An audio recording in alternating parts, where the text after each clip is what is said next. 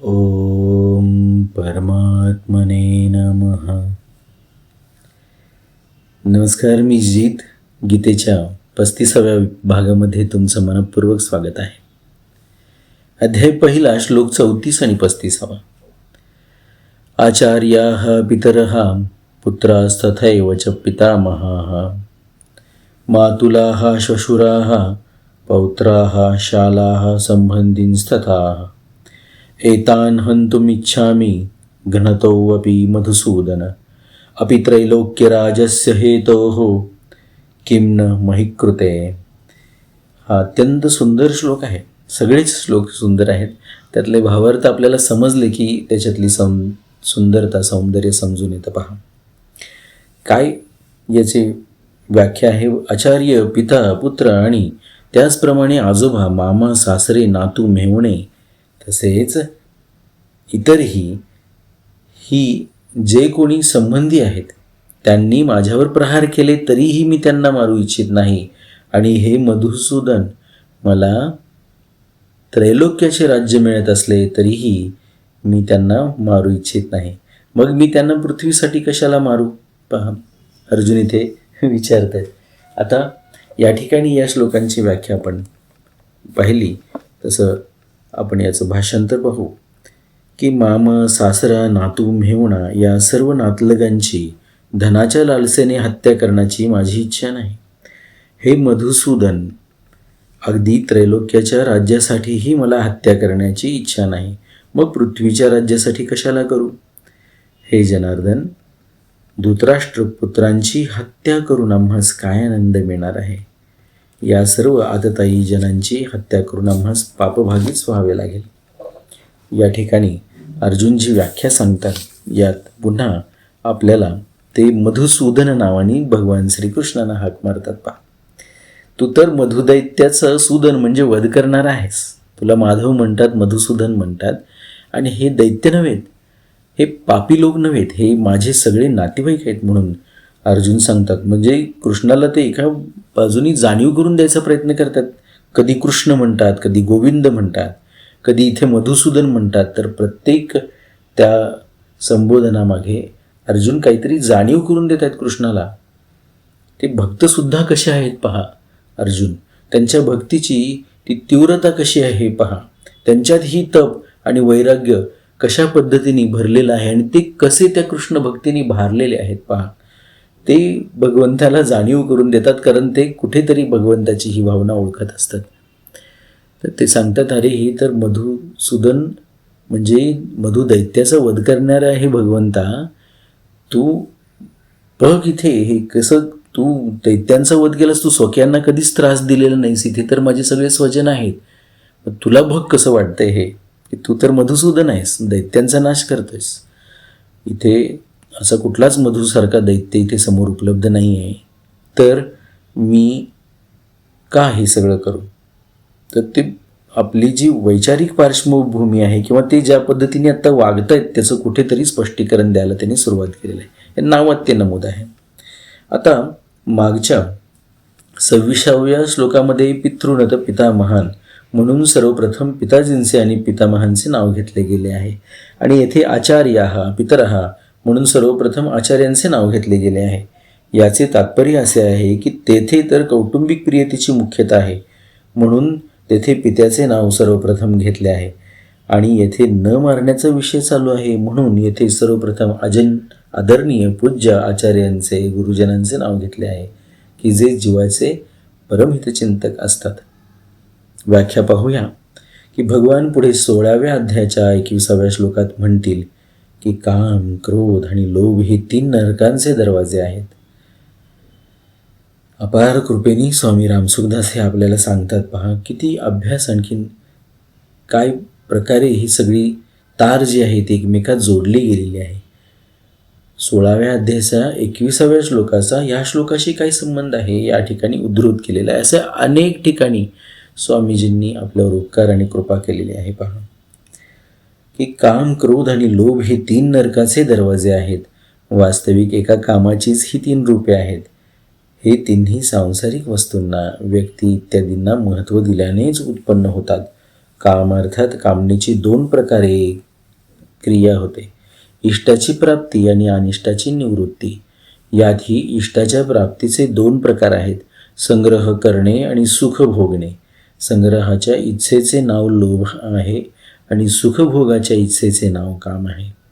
अनिष्टाच्या निवृत्तीत बाधा आली तर क्रोध निर्माण होतो आणि अर्थात भोगाच्या संग्रहाच्या प्राप्तीमध्ये बाधा देणाऱ्यांवर अथवा आमचे अनिष्ट करणाऱ्यावर, पहा, आमच्या शरीराचा नाश करणाऱ्यावर क्रोध उत्पन्न होतो, ज्यामुळे अनिष्ट करणाऱ्यांचा नाश करण्याची क्रिया होते.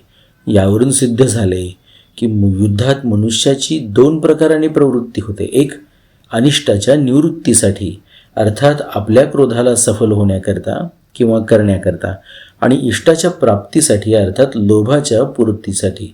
परंतु अर्जुन येथे या दोन्हीही गोष्टींचा निषेध करत आहेत. पहा, मला कुठल्याच कारणाने हे युद्ध करावं असं वाटत नाही म्हणतात. आता हे सगळे जर हे आमचे कुटुंबीय लोक आपल्या अनिष्ट वृत्तीसाठी क्रोधात येऊन माझ्यावर प्रहार करून माझा वधही करू इच्छितील, तरीही मी आपल्या अनिष्ट निवृत्तीसाठी क्रोधात येऊन यांना मारू इच्छित नाही. जर हे आपल्या इष्टप्राप्तीसाठी राज्याच्या लोभाने मला मारू इच्छितील, तरीही मी माझ्या इष्टप्राप्तीसाठी लोभात येऊन त्यांना मारू इच्छित नाही. तात्पर्य हे निघाले की क्रोधात आणि लोभात फसून मला नरकात जावयाचे नाही. या ठिकाणी 2 वेळ अपिपदाचा प्रयोग करण्यात अर्जुनाचा असा आशय आहे की मी यांच्या स्वार्थात बाधाच करणार नाही, तर हे मला मारतीलच कशाला. पण असे समजा की पूर्वी याने आपल्या स्वार्थात बाधा आणली आहे, अशा विचाराने हे माझ्या शरीराचा नाश करण्यास प्रवृत्त झाले, तरीही घ्नतो अपि मी त्यांना मारू इच्छित नाही. दुसरी गोष्ट, यांना मारल्याने मला त्रैलोक्याचे राज्य मिळत असेल, ही तर अशक्य गोष्ट आहे. पण समजा की यांना मारल्याने मला त्रैलोक्याचे राज्य मिळणार असेल, तरीही त्या त्रैलोक्य राज्य मिळण्याच्या हेतूसाठी सुद्धा मी यांना मारू इच्छित नाही. आता इथे मधुसूदन नावाचा इथे व्याख्या देतात की या संबोधनाचे तात्पर्य असे आहे की आपण तर दैत्याला मारणारे आहात, पण हे द्रोणाचार्य, भीष्माचार्य दैत्य थोडेच आहेत की मी त्यांना मारण्याची इच्छा करू.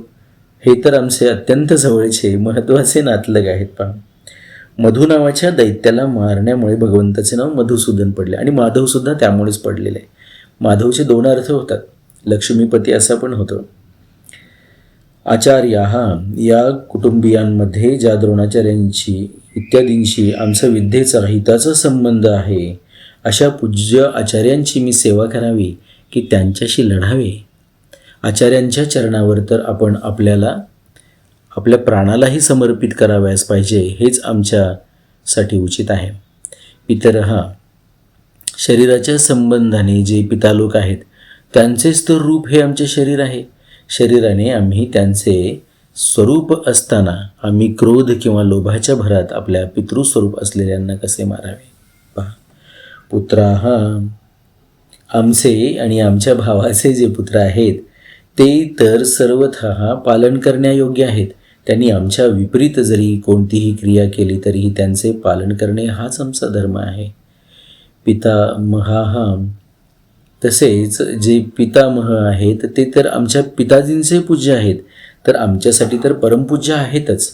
ते आम्हाला शिक्षा करू शकतात, आम्हाला मारूही शकतात, परंतु आमची अशी वागणूक असली पाहिजे की त्यांना आमच्याकडून यत्किंचितही दुःख होता कामा नये, कष्ट होता कामा नये, तर त्यांना सुख व्हावे, आराम मिळावा, त्यांची सेवा व्हावे.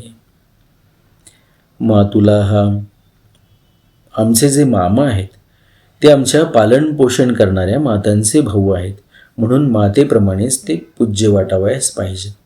आपण व्याख्या पाहत असताना या शब्दांची संस्कृतमधल्या किंवा जे शब्द आहेत ते बोलीभाषेमध्ये पण येतात, त्यांची रूपं येतात किंवा ह्या रूपांवरून संस्कृत शब्द तयार झालेले आहेत. जे काही आहे, जी प्रक्रिया आहे संपूर्णपणे, तर हे शब्द समजून घ्या, लक्षात ठेवा जमतील तसे. श्वशूरः, हे जे आमचे सासरे आहेत ते माझ्या आणि माझ्या भावाच्या पत्नीचे पूज्य पिताजी आहेत, म्हणून हे आमच्यासाठीही पित्या समान आहेत, त्यांना मी कसे मारू. पौत्राः, आमच्या पुत्रांचे जे पुत्र आहेत ते पुत्रापेक्षाही अधिक पालन पोषण करण्यायोग्य आहेत.